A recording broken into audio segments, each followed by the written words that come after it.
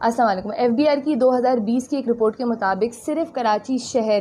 425 ارب روپے کا صرف انکم ٹیکس جمع کراتا ہے. یعنی کہ اگر آپ پورے پاکستان کے شہروں کو ایک پلڑے میں رکھ لیں اور یہاں پر کراچی کے انکم ٹیکس کو رکھ لیں تب بھی کراچی شہر زیادہ انکم ٹیکس جمع کراتا ہے. مطلب اس کا اندازہ آپ ایسے لگا سکتے ہیں کہ سندھ کے انکم ٹیکس میں 95% انکم ٹیکس کراچی کا ہوتا ہے. لیکن کل جب چیف جسٹس صاحب نے کراچی کی ابتر حالت ابلتے گٹر اور بارش کے بعد ڈوب جانے والی صورتحال کا جائزہ لیتے ہوئے صرف شیم آن سندھ گورنمنٹ کیا بول دیا تو ایسا لگا کہ جیسے سندھ گورنمنٹ نے اس بات کا بدلہ لینے کا فیصلہ بھی کراچی والوں سے کر لیا, جس کا منہ بولتا ثبوت اس وقت سوئی گیس کے بلوں میں Sindh solid waste management board کی جانب سے نافذ کردہ وہ ٹیکس ہے جو آپ کے علاقوں سے کچرا اٹھانے کی مد میں سندھ گورنمنٹ اب آپ سے چارج کرے گی. حیرانی کی بات یہ ہے کہ یہ وہی Sindh solid waste management board ہے جس نے 2013 کے سندھ لوکل گورنمنٹ ایکٹ کے تحت KMC سے کچرا اور صفائی کے تقریباً تمام اختیارات تو ہم اپنے ذمہ لے لیے, لیکن اس کے بعد ان پچھلے 13 سالوں میں جب بھی سندھ حکومت سے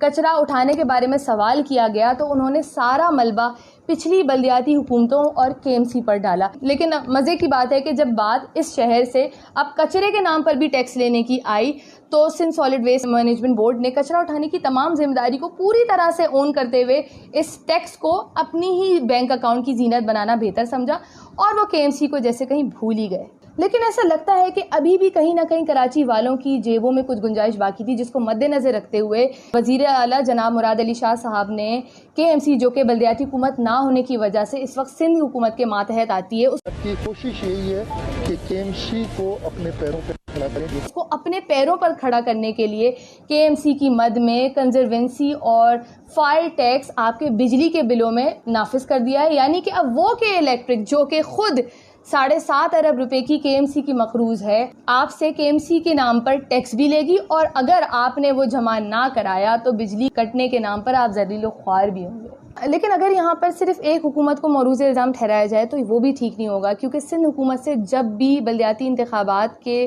تاخیر کی وجہ پوچھی گئی تو انہوں نے ہمیشہ یہی بولا کہ وہ تو یہ انتخابات کرا دیتے اگر تحریک انصاف کی حکومت 2017 کی مردم شماری کے وہ نتائج جس میں سندھ خاص کر کراچی کی غلط گنتی کی گئی تھی اس کو تسلیم نہ کرتی. لیکن چونکہ تحریک انصاف نے اب 2023 میں یہ مردم شماری کرانے کا کراچی سے بھی وعدہ کر لیا ہے تو اس کے بعد یہ الیکشن ہو سکیں گے. لیکن یہ یاد رکھنا بہت ضروری ہے یہاں پر کہ یہ وعدہ کرنے والی حکومت وہی حکومت ہے جس نے کوٹا سسٹم کے مسئلے کو بھی حل کرانے کا وعدہ کیا تھا, لیکن آج وہ بھی غیر معینہ مدت کے لیے نافذ ہو چکا ہے. یہ وہی حکومت ہے جس نے 1100 ارب کے پیکج کا وعدہ کیا تھا, جس کے بعد سے اب تک کراچی کے حق میں صرف 40 بسیں ہی آ سکی ہیں, اور یہ وہی حکومت ہے جس نے پچھلے ہفتے بھی اس کنزروینسی ٹیکس کو نافذ نہ کرنے کا کراچی سے وعدہ کیا تھا, لیکن آج وہ بھی نافذ ہو چکا ہے. کل میری حماد ادر سے بات ہو گئی ہے اور بالکل بھی ہم یہ نہیں کرنے کے لیے جا رہے. لہٰذا سمجھنے کی ضرورت یہ ہے کہ صرف کرپشن سے تباہی نہیں آتی بلکہ منافقت, جھوٹ, وعدہ خلافی اور نااہلی سے اس سے بڑی تباہی آتی ہے.